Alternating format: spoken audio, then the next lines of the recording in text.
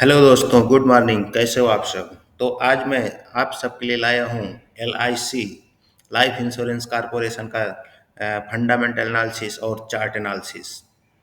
जैसा कि आप देख रहे हो कि इस गवर्नमेंट ने सरकारी सेक्टर की सारी कंपनियों को एक बूम पर लाकर खड़ा कर दिया है और उसकी वजह सिर्फ मोदी जी हैं। संसद में खुले तौर से वो सरकारी कंपनियों का समर्थन कर रहे हैं और जब से इन्होंने समर्थन करना शुरू किया है तब से गवर्नमेंट PSU स्टॉक जो हैं रॉकेट की तरह उड़ रहे हैं। इन्होंने स्पेशली LIC का भी नाम लिया, HAL का भी नाम लिया, लेकिन ना मोदी जी किसी को रिकमेंड करते हैं कि आप बाई करो सेल करो, ना मैं रिकमेंड कर रहा हूँ बाई करो सेल करो। बस मैं एजुकेशन पर्पस के लिए आप लोगों के सामने LIC का एनालिसिस करने जा रहा हूँ। तो देखिए, अभी जो LIC का करंट प्राइस चल रहा है 1039 रुपये 85 पैसे पे ये क्लोज किया है कल की डेट में।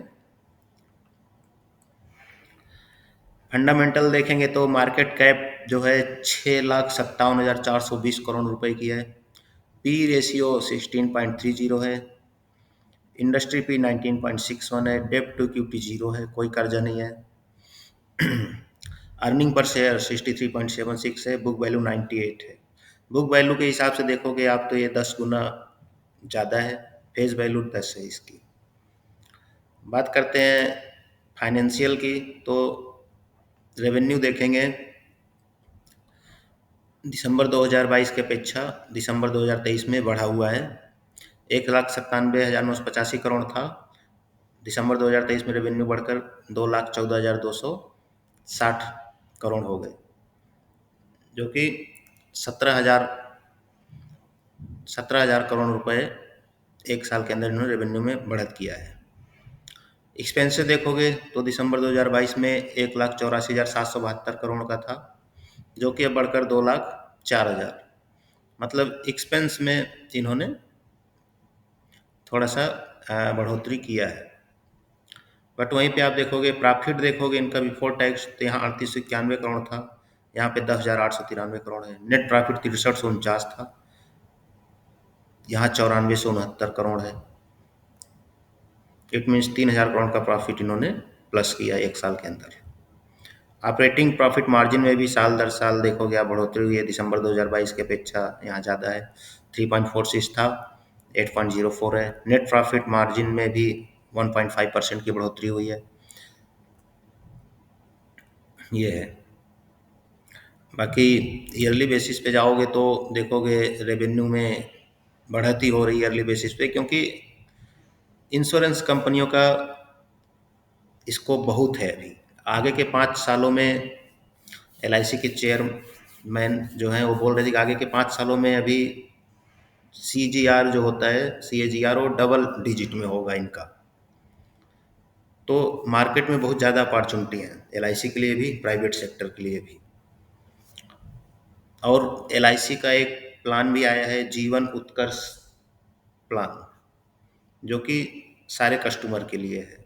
और चेयरमैन के अकॉर्डिंग, उनके कहने के हिसाब से, वो मार्केट बहुत अच्छा कर रहा है और फोर्थ क्वार्टर में भी अच्छा रिजल्ट आने की इनकी उम्मीद है, ऐसा वो बोल रहे हैं। बाकी हम किसी के बोलने पर नहीं जाएंगे।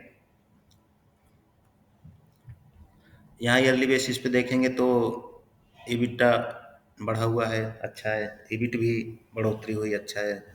प्रॉफिट बिफोर टैक्स में देखेंगे 36,000 करोड़ है। नेट प्रॉफिट देखेंगे 35,997 करोड़ अभी तक हो गया, जो कि 2022 में 21 में कितना कम था, यहाँ पे इतना बढ़ गया है। ऑपरेटिंग प्रॉफिट मार्जिन भी लगातार बढ़ रहा है, नेट प्रॉफिट मार्जिन भी बढ़ रहा है, अर्निंग पर शेयर भी बढ़ रहा है। डिविडेंड भी देखेंगे तो 3 रुपये का दिया हुआ है अभी तक 2023 में। आगे क्या देते हैं तो देखना है। बाकी गवर्नमेंट अभी लग रहा है कि LIC ज़्यादा डिविडेंड ले नहीं रही है, और अच्छी बात है। अगर कोई कंपनी ज़्यादा डिविडेंड नहीं देती तो उस पैसों को यूज अपने मार्केट पे लगाती है, कैपिटलाइजेशन करती है, आगे ग्रोथ करने में लगाती है, और फिर शेयर में उसके हिसाब से बढ़ोतरी होती है उनकी। जैसे जैसे कैपिटल बढ़ती है वैसे शेयर भी बढ़ते हैं उनके। बैलेंस शीट देखोगे आप, असेट भी बढ़ रही है साल दर साल। टोटल लाइबिलिटीज करंट लाइबिलिटी जगह 71,000 करोड़ था, यहाँ पे इन्होंने 59,000 करोड़ पे ला दिया। पिछले क्वार्टर की अपेक्षा इन्होंने कम किया है। नॉन करंट लाइबिलिटीज थोड़ी बढ़ी हुई है। तो 2 क्वार्टर में देखें इन्होंने डेप्ट सारा जीरो कर दिया, क्लियर कर दिया, इक्विटी जो भी डेप्ट थे इनके जीरो जीरो हो गए। तो ये बहुत अच्छी बात है एलआईसी के लिए।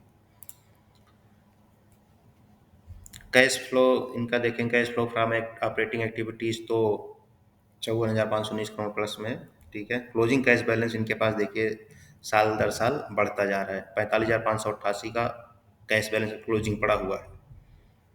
722 करोड़ का पिछले तिमाही के बच्चे इन्होंने कैश अपना बढ़ाया हुआ है। चार्ट पर अगर देखते हैं, चार्ट पर आएंगे तो ये डेली का चार्ट है, देखेंगे आप एलआईसी इस रेंज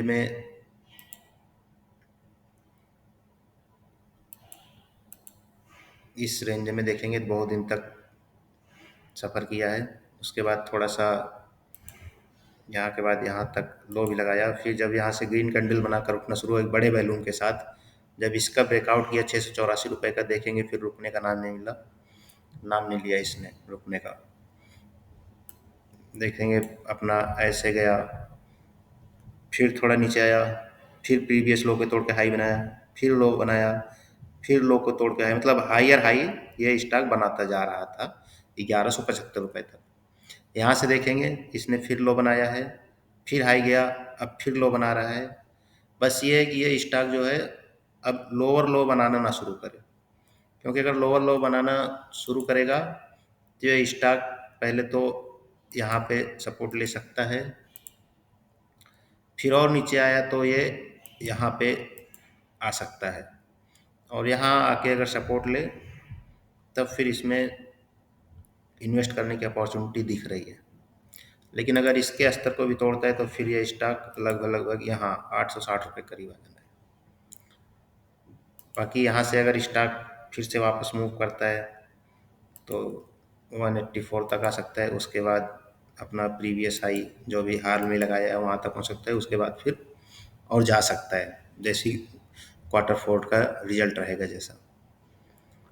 तो इसमें मेरी कोई बाई और सेल की रिकमेंडेशन नहीं है, बस ये आपके एनालिसिस के लिए था, हमारे एनालिसिस के लिए कि आखिर हो क्या रहा है मार्केट में, कैसे एलआईसी वर्क कर रही है। यहाँ देखेंगे आप, रिमूव ड्राइंग कर देता हूँ, यहाँ देखोगे आप तो वीकली चार्ट पे देखोगे तो ये देखिए यहाँ पे ये रेसिस्टेंट का काम कर रहा है 3 बार से, लेकिन चौथी बार में इसने अपने रेसिस्टेंट को तोड़ा तो कहाँ गया, यहाँ से यहाँ पहुँच गया। ये रेसिस्टेंट तोड़ने के बाद देखोगे अगर आपने ये रेसिस्टेंट तोड़ दिया, यहाँ से एक जो पैटर्न था यहाँ रेसिस्टेंट का वो तोड़ के 541 रुपये से 1175 रुपये दिसंबर, केवल 2 महीने के अंदर ये कितना बढ़ चुका है, 60 से 70%। कंपनी सरकारी है, गवर्नमेंट का भी फोकस है इस समय पीएसयू स्टॉक्स पर, तो देखते हैं एलआईसी कहाँ तक जाता है। बाकी जितनी इसकी मार्केट कैपिटल है, जितने कस्टमर हैं इसके, जितने एलआईसी पॉलिसी होल्डर हैं, उतने तो किसी प्राइवेट सेक्टर नहीं है। बट ये कि प्राइवेट सेक्टर वालों ने कंपटीशन जो है बढ़ा दिया है, जिससे एलआईसी के आगे चल के एलआईसी पे थोड़ा तो प्रेशर रहेगा, क्योंकि जो प्लान ये निकालेंगे प्राइवेट सेक्टर वाले भी वही प्लान निकालेंगे। बहुत सी कंपनियां जो कि एलआईसी से अच्छे प्लान भी दे रही हैं, एलआईसी भी उनसे कई प्लान ऐसे जो एलआईसी के अच्छे हैं। विश्वास अभी भी जो है गांव एरिया में, ग्रामीण इलाकों में, छोटे छोटे कस्बों में एलआईसी के ऊपर ज़्यादा है उनको प्राइवेट कंपनियों की अपेक्षा। तो इसका भरपूर फ़ायदा मिलता है एलआईसी को। एलआईसी के एजेंट आपको हर गांव-गांव में दिखेंगे। प्राइवेट कंपनियों के जो इंश्योरेंस कंपनी है उनके एजेंट हर गांव में भी नहीं है, वो शहर में हैं ज़्यादा। गांव में आपको हर गांव में एलआईसी के एजेंट मिलेंगे आपको, जो कि एलआईसी का बीमा करवाते हैं। तो एलआईसी की पहुंच कोने कोने में है। अगर स्टॉक अच्छा करता रहा तो इन्वेस्ट इसमें आदमी रह सकता है लॉन्ग टर्म के लिए। बाकी मैं कोई सेबी रजिस्टर्ड नहीं हूँ और ना मैं बाई सेल का रिकमेंड करता हूँ, बस ये एजुकेशन पर्पस के लिए है बस। तो आज के लिए बस इतना ही। Thank you.